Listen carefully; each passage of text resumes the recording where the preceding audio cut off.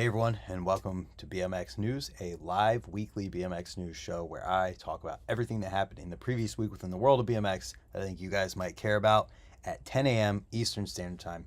Happens every Friday. And because we're live, that means we got some people in the chat who I want to shout out real quick. Travis Schramm is here. Kyle McDonald is here. Eric Stahl. Old Fat Guy BMX. Stony hanging out in the chat. Don't know where Travis K is.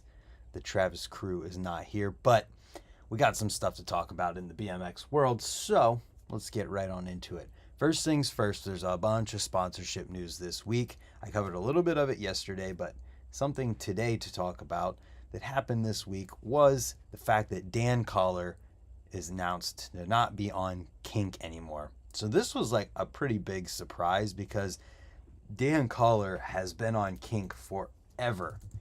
And he was a little kid, not a little kid, but he was young when he got put on. I'm going to pull up his Instagram post here about it real quick because you can definitely see, he's been on Kink for quite a long time and been stoked on it for a long time. He said almost my whole life. It was his dream when he was little to be a part of it. So to see that he's not riding for Kink anymore is a little weird, but in his post it says, I've been a part of Kink almost my whole life. It was my dream when I was little to be a part of it. I'm so grateful to have traveled the world with 3 generations of the team and enjoyed everything along the way. I can't express enough how much all the memories and everyone I've met because of that means to me. With that said, I have decided it's time to part ways. I'm excited to continue to ride, film, video parts, and see where everything takes me. So, if we pull up Kink's Instagram post about this, it kind of felt like it hinted at something else being next. So, right here. I'm just reading all of this so we get all sides here. Is with a heavy heart that we announced Dan Kolar's decided to part ways with Kink BMX and pursue future endeavors. So that is what led me to believe that something else is next for Dan Kolar, and as I commented here, whatever's next has to be huge, because if you're going to leave a company that you dreamed about being part of since you were a little kid and you're on the pro team and taking trips and you have a signature frame, like, it's got to be something huge that happened to make it worth leaving all of that. Or maybe he just decided to move on. I don't know, but I just get the feeling that, like, in my shoes, I wouldn't. That being said, I think we got Travis K back in here now. The Scene's Not Dead's in here. Cole Grove. Hi, mate, watching from Bangkok, Thailand. Rod Fountain, what is up? That is sick. Next up, we have the news. Wait a minute, where'd it go? I don't have my video from yesterday here. I'm unprepared. This is unprofessional. I did a video yesterday talking about Julian Ortega in the Eclat situation because if you haven't heard or seen the post on Instagram, Julian Ortega posted about how he is not on Eclat anymore, and it came with a whole big Instagram post and a lot of stuff to do with it. So look at this video and his Instagram post, read the comments on there. There's a lot to it, and we haven't seen anything come out yet from Eclat, so whether or not we will, I don't know. But Sean Burns was in the comments on Julian's posts for a long time, like trying to make sense of things and also kind of saying that's just the way it is and that's the way everyone is, so I'm a company owner and that's how it is. And in regards to the grip thing, apparently it had to do with them not wanting to change the name of the grip and something along those lines. We don't have all of that, but regardless, there was a grip that Julian worked on with Eclat that ended up being made and not having his name on it, and it was released or teased or put out there without his knowledge whatsoever. So there's a crazy situation going on. There's a lot more to it. Check the internet for more. I've got it linked in the description down below. But after that, there's some positive news, I guess, here. Everything else has been kind of depressing so far. Paris Venegas is on Odyssey's pro team now. Paris absolutely kills it. She is a shredder. I mean, just taking a look at the riding in this video, blasting tabletops out of huge quarter pipes. T-bogs, her T-bogs are great. She does suicide to X-ups. Absolutely kills it. Wall ride here, but the can at the end is what did it for me and got me stoked. It's a huge can over this hip. Boom. So yeah, Paris is on Odyssey Pro, and I think it's awesome to see. Next up, we've got Vans the Circle, the live show. If you have no idea what Vans the Circle is a video contest with bike shops and a team of riders around that bike shop that happened with shops all around the world, hosted by Dig and Vans, and there was huge amounts of money for prizes, and they did this live stream to give the or announce the winners. So there was 18 handpicked shops from across the world. First place got 10,000 euros, I believe that is. And there's Andy Zeiss and John Taylor as the host. Linda Grabner was there, Greg Illingworth, Marcus Wilkie. Kevin Peraza was on video chat, same with Calvin Kosovich. And then guest judge for the photography was Ben G. And the first place winner was Lux BMX. Second place winner was Soul Cycle, I believe. I don't want to be wrong about where they're from. And then third place was Ride On, which is out of Greece. The community favorite, Diggs BMX community favorite, I think this is the one that was voted on. This was 360 Bike Shop, and what I talked about when I mentioned all the videos is that this video was all lady shredders, so I'm stoked to see that they won the community favorite. Creative Vision, I forget which shop it was, but apparently they took around some kind of wood, I heard them saying in the video. I'm assuming it was a kicker, but I don't want to be wrong there. Best trick went to George with a crazy flip to fakie. I saw this posted on Instagram and wondered if it meant something. But his name is George. He's from Greece. I don't exactly know how to say his last name, but look at this flip to fakie. I mean, what? He was on the team that got third place. But man, how incredible, right? That dude kills it. He's such a nice person too. I met him at Swamp Fest. He'd actually reached out for like frame advice years and years ago, which was crazy. So yeah, I didn't get a chance to see best single image, but this is an hour and 10 minutes of a video that's on YouTube now if you want to catch everything that they talked about. And they did a really good job putting this thing together. It's super professional. So moving on from there, we get into the videos from this week, starting from shortest going to longest. We had the Rad Share Fall Classic recap video, which is just a quick video with some trains and trails riding. Looked like a really good time. Then we've got 12-year-old Yu Yoshida. Welcome to Celadors. This kid kills it. So I think we see a lot of young kids who are like incredible at riding skate parks. But I feel like we see less of those kids that are riding street stuff. This video is pretty much exclusively street, and the kids got bike control, and just honestly, the video kind of felt like a Act Like You Know video to me. And I really enjoyed watching this one. So check it out to see what a 12-year-old street shredder is doing, and congratulate them for being welcome to Celadors, which I didn't know was a company at this point. I thought it was an Instagram page for Celadors. So to see that, if it's always been a company and expanded, that's awesome. But if they are expanding, stoked. Then we've got My Ramp from Brad Gibbs, riding in his backyard ramp. He's got a crazy steep spine setup that's pretty gnarly, and just a fun setup in his backyard. We rode there last year, I think it was, maybe the year before. Great time, and Brad shreds. He's a street shredder as well, and to see a all ramp video from him was pretty cool. Then we got the trailer for 9 Acres Season 2. Kareem was in this one. Kareem, who rides for S&M, Kareem's World. There's dirt bikes, Chris Doyle, trails. And there was one clip in here in particular where these kids, is it at the beginning? Watch how high they go. Dude, that's like 15 feet to the bottom of their tires. That was insane. Next up, we got some Halloween Jam recap stuff. There's several, and then a couple videos between. Oh, 9 Acres is dropping today. I didn't realize that. I didn't even think to look. Does it say?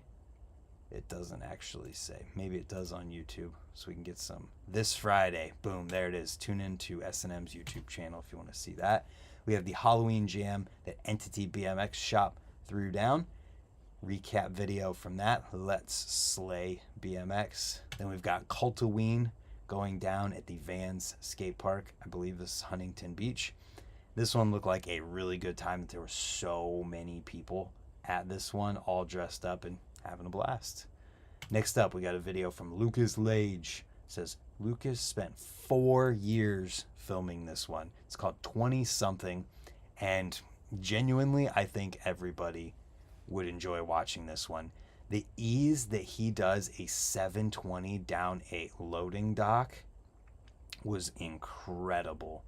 Try and scroll through here and find it, just because it was insane. I've never seen anybody do a 720 down something so easy. Look at that. He barely tapped it around at all. Incredible. And just the riding is top notch in this one, so check it out. Going a totally different direction in the streets, we've got Ryan Howard's Us Them Salad Days DVD section. So many technical grinds in here that I'm not even going to pretend like I can comprehend. Just if you're into that kind of thing, this is like the highest level it gets as far as technical riding goes. So sick. Next up, Burn Slow Trick and Treat Halloween Jam video. If you want to see the recap of what happened with that. Next up, Angie Marino in a video called New York. This is on her YouTube channel, and I want to talk about this one just because of how well done it is. And obviously Angie shreds, but the video itself is just so well put together. There's a lot of creative editing throughout. Also the fact that, I mean, she's jumping over scary things like that. I mean, that's terrifying to jump over. But just the different types of B-roll, stuff like this, and seeing people in the streets, and the talking that was put in, it was just very thoughtfully done, is how I want to say this. So I think that anybody could enjoy this one, and not just people who want to see a girl rider. Next up, a video from Sunday called Connect the Dots. This one features Julian Ortega, Brock Rayford, Aaron Ross, and Brett Silva, Jake Seeley, and more, riding in New York City in like relation to their trip to go to Dawn of the Streets. Next up, the Wheel Mills Halloween Session recap video. This looked like a fun time as well. The Wheel Mill knows how to throw a good party, so check this one out if you want to see it. And then we've got Return of the Jam from BSD at Unit 23 Skate Park, and this is part 1. Them riding the bowl contest. Corey Walsh is in here going hard. Just so much crazy transfers and high speed wildness going on in this one. So check it out and look forward to part 2, which I think should already be coming soon, sooner than later. And for those of you who are a bit older and into BMX from the mid-2000s, you'll probably be stoked to see a video from Brian Wismerski called Your Mom Uses Ragu. It's a 15-minute video filmed over the course of the last 5 years. I was under the impression that Brian Wismerski's had like too bad of back problems or something to really keep shredding. So to see a video come out from him with riding, and also riding from a lot of other people, I think that's pretty freaking awesome. Whoa, was that? That was a famous spot there, I think. Boom, lip tricks too. Whoa, hold on a second. What did he just do? He downside bonked that on the way in? Wow. Yeah, check this one out. I think there's a lot of people who are going to be stoked on it. Ignore the title. You don't have to have ragu because of it. And then we get into a product-related thing in a promo from Dakota Roche on the Cult Vans tire, the new iteration of this tire. So, is there a picture of the tread? The tread is totally different now. They have the waffle only on the sides and a different pattern on the middle.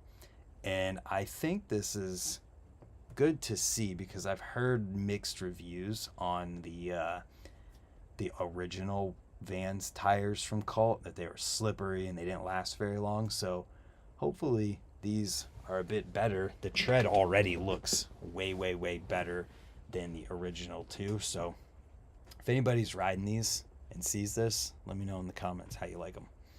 Then we've got interview type stuff. Video from Brad Sims. This is like an interview with a news channel, and it's called The Year That Changed My Life. And he's kind of just talking about how 2020 changed his life and the trajectory of where things were going, from not knowing where it was going to where it is now. We haven't heard a ton from him lately, but I suspect he's probably working on things that we will see before super long.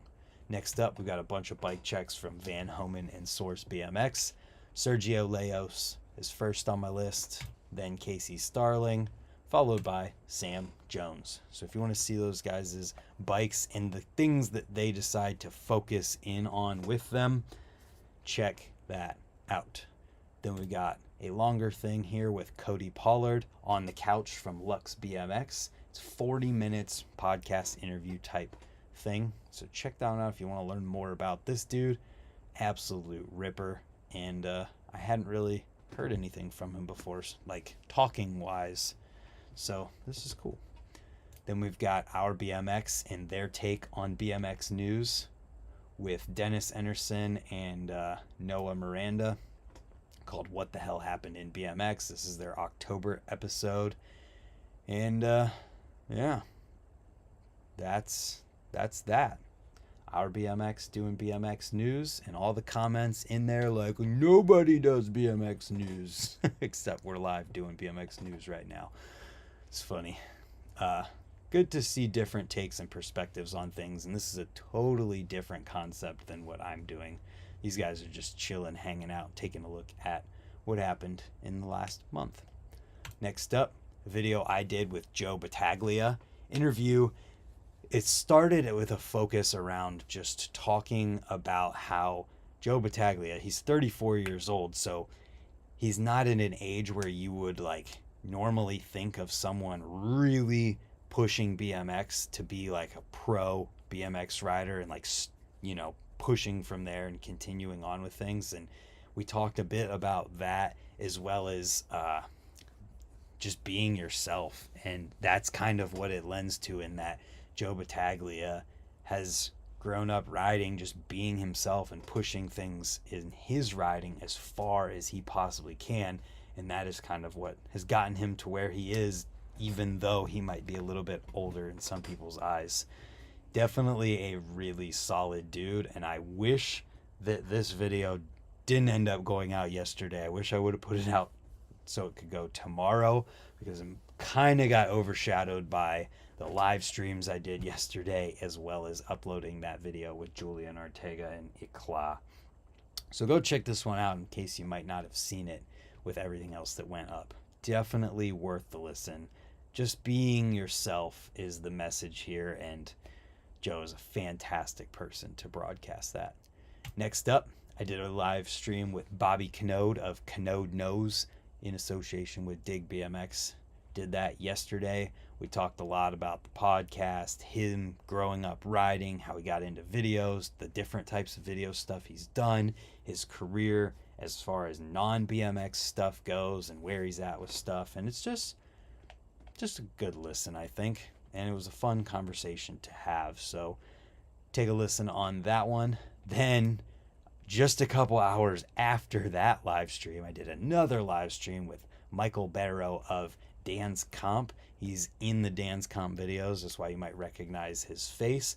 We did some myth busting, talking about old Dance Comp versus new Dance Comp, as far as like the previous ownership and the new ownership of A Main, and how things are and how they're ran now versus how they were ran previously. Fantastic conversation. If you have any like negative thoughts towards Dance Comp from their previous situations, just take a look and listen to this one. It's very down to earth and transparent as far as Dance Comp goes. And honestly, I was one of the people who was like, yeah, I don't know about Dance Comp anymore. And then they got bought out, so I was optimistic and didn't know what to think anymore. And after talking to Michael and just hearing his personal experience and what got him to work there again after leaving, you know, Dan's previously, because he was there from like 2000, mid 2000s to like 2017, and then going back to work for them after A Main bought them. Hearing his perspective definitely, I don't know, just everything he had to say gave me confidence in Dan's Comp. So check that one out if you want to hear more from that. Actually, I think that's the end there. Yeah, so on that note, the links to everything that I talked about today are in the description down below.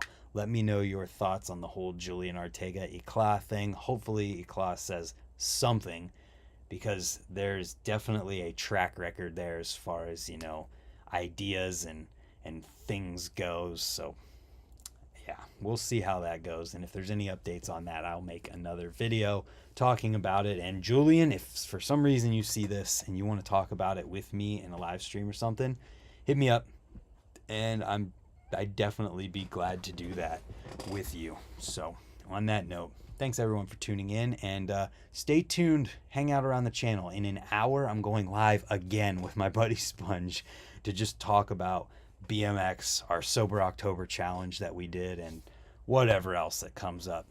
Genuinely one of my best friends in the world, and it's going to be fun to chat with him, because he's been in Montana for almost a year at this point, and we text all the time, but haven't had a chance to have like long conversations since the last live stream where we chatted. So thank you, and we'll hopefully see all 17 of you there.